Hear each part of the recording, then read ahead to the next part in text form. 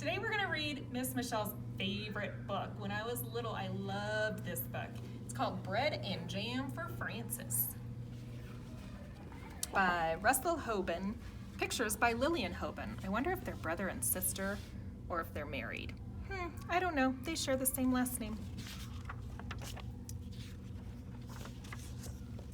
It was breakfast time and everyone was at the table. Father was eating his egg. Mother was eating her egg. Gloria was sitting in a high chair and eating her egg too. Frances was eating bread and jam. "What a lovely egg," said Father. "If there is one thing I am fond of for breakfast, it is a soft-boiled egg." "Yes," said Mother, spooning up the egg for the baby. "It is just the thing to start the day off right." "Ah," said Gloria, and ate up her egg. Frances did not eat her egg. She sang a little song to it. She sang the song very softly. "I do not like the way you slide. I do not like your soft inside. I do not like you lots of ways. And I could do for many days without eggs." "What did you say, Frances?" asked Father. "Oh, nothing," said Frances, spreading jam on another slice of bread. "Why do you keep eating bread and jam?" asked Father, "when you have a lovely soft-boiled egg?" "One of the reasons I like bread and jam," said Frances, "is that it does not slide off your spoon in a funny way." So soft-boiled eggs must be slippery. "Well, of course," said Father. "Not everyone is fond of soft-boiled eggs for breakfast, but there are other kinds of eggs. There are sunny-side up and sunny-side down eggs." "Yes," said Frances, "but sunny-side up eggs lie on the plate and look up at you in a funny way. And sunny-side down eggs just lie on their stomachs and wait." "What about scrambled eggs?" said Father. "Scrambled eggs fall off the fork and roll under the table," said Frances. "Wonder what's your favorite kind of eggs?" "I think it's time for you to go to school now," said Mother. Frances picked up her books, her lunchbox, and her skipping rope. Then she kissed Mother and Father goodbye and went to the bus stop. Look at the little baby. Bye-bye. While she waited for the bus, she skipped and sang. "Jam on biscuits, jam on toast. Jam is the thing I like most. Jam is sticky, jam is sweet, jam is tasty, jam's a treat. Raspberry, strawberry, gooseberry, I'm very fond of jam." That evening for dinner, Mother cooked breaded veal cutlets with string beans and baked potatoes. "Ah," said Father, "what is there handsomer on a plate and tastier to eat than breaded veal cutlet?" "It is a nice dish, isn't it?" said Mother. "Eat up the string bean, Gloria." "Oh," said Gloria, and ate it up. She was already eating her dinner of strained beef and sweet potatoes, but she liked to practice with the string bean when she could. Ooh, that's a lot of words. "Where do breaded veal cutlets come from?" asked Frances. "And why are French-cut stringless beans called string beans?" "We can talk about that another time," said Father. "Now it is time to eat our dinner." Frances looked at her plate and sang, "What do cutlets wear before they're breaded? Flannel nightgowns, cowboy boots, furry jackets, sailor suits?" Then she spread jam on a slice of bread and took a bite. "She won't try anything new," said Mother to Father. "She just eats bread and jam." "How do you know what you'll like if you don't even try anything?" said Father. "Well," said Frances, "there are many things to eat, and they taste many different ways. But when I have bread and jam, I always know what I'm getting, and I'm very pleased." "You try new things in your school lunches," said Mother. "Today I gave you chicken salad sandwich." "There now," said Father to Frances. "Wasn't it good?" "Well," said Frances, "I traded it to Albert." "For what?" said Father. "Bread and jam," said Frances. The next morning at breakfast, Father sat down and said, "Now, I call that a pretty sight. Fresh orange juice and poached eggs on toast. There's a proper breakfast for you." "Thank you for saying so," said Mother. "Poached eggs on toast do have a cheery look, I think." Frances began to sing a poached egg song. "Poached eggs on toast, why do you shiver with such a funny little quiver?" Then she looked down and saw that she did not have a poached egg. "I have no poached egg," said Frances. "I have nothing but orange juice." "I know," said Mother. "Why is that?" said Frances. "Everybody else has a poached egg. Even Gloria has a poached egg, and she is nothing but a baby." "Well, but you do not like eggs," said Mother, "and that is why I did not poach one for you.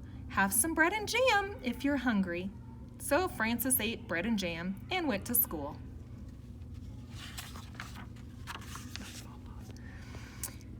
When the bell rang for lunch, Frances sat down next to her friend Albert. "What do you have today?" said Frances. "I have a cream cheese, cucumber, and tomato sandwich on rye bread," said Albert, "and a pickle to go with it, and a hard-boiled egg, and a little cardboard shaker of salt to go with that, and a thermos bottle of milk, and a bunch of grapes, and a tangerine, and a cup custard, and a spoon to eat it with. What do you have?" Frances opened her lunch. "Bread and jam," she said, "and milk." "You're lucky," said Albert. "That's just what you like. You don't have to trade now."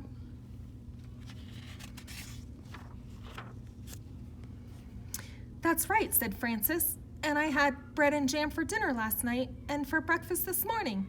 "You certainly are lucky," said Albert. "Yes," said Frances. "I'm a very lucky girl, I guess. But I'll trade if you want to." "That's all right," said Albert. "I like cream cheese with cucumbers and tomatoes on rye." Albert took 2 napkins from his lunchbox. He tucked one napkin under his chin. He spread the other one on his desk like a tablecloth. He arranged his lunch neatly on the napkin. With his spoon, he cracked the shell of the hard-boiled egg. He peeled away the shell and bit off the end of the egg. He sprinkled salt on the yolk and set the egg down again. He unscrewed his thermos bottle cup and filled it with milk. Then he was ready to eat his lunch. He took a bite of sandwich, a bite of pickle, a bite of hard-boiled egg, and a drink of milk. Then he sprinkled more salt on the egg and went around again. Albert made the sandwich, the pickle, the egg, and the milk come out even.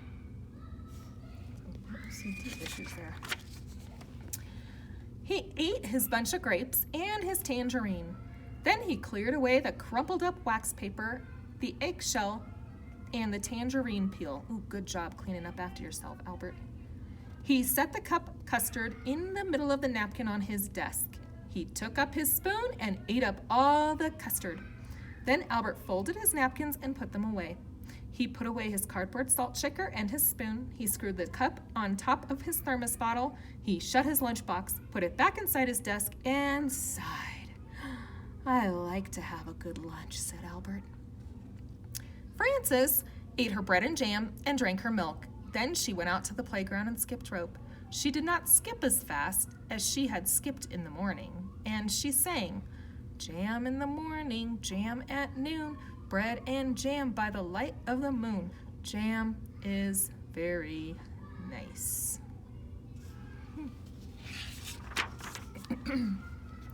When Frances got home from school, Mother said, "I know you like to have a little snack when you get home from school, and I have one all ready for you."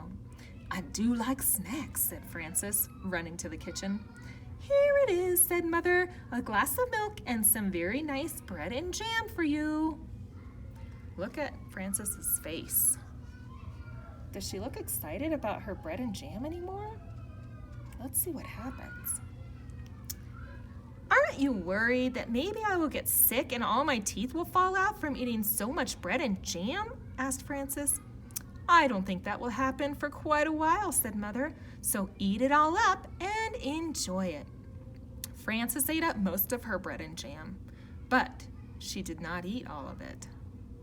After her snack, she went outside to skip rope.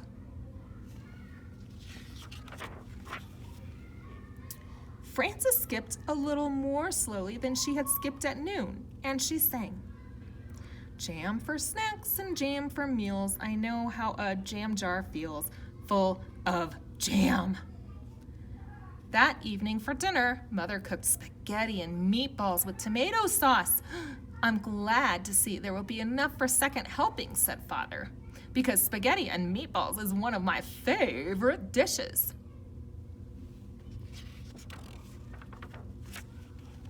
"Spaghetti and meatballs is a favorite with everybody," said Mother.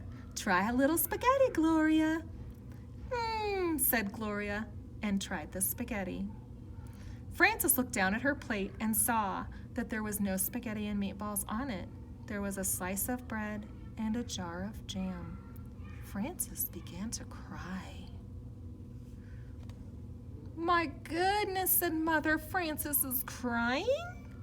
"What's the matter?" asked Father. Frances looked down at her plate and sang a little sad song. She sang so softly that Mother and Father could scarcely hear her. "What I am is tired of jam."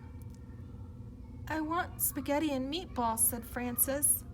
"May I have some, please?" "I had no idea you liked spaghetti and meatballs," said Mother. "How do you know what I'll like if you won't even try me?" asked Frances, wiping her eyes. So Mother gave Frances spaghetti and meatballs, and she ate it all up. The next day, when the bell rang for lunch, Albert said, "What do you have today?" "Well," said Frances, laying a paper doily on her desk and setting a tiny vase of violets in the middle of it, "let me see." She arranged her lunch on the doily. "What do you think it's gonna be?" "Ooh, I have a thermos bottle with cream of tomato soup," she said, "and a lobster salad sandwich on thin slices of white bread. I have celery, carrot sticks, and black olives, and a little cardboard shaker of salt for the celery, and 2 plums and a tiny basket of cherries, and vanilla pudding with chocolate sprinkles and a spoon to eat it with." "Ooh, that's a good lunch," said Albert.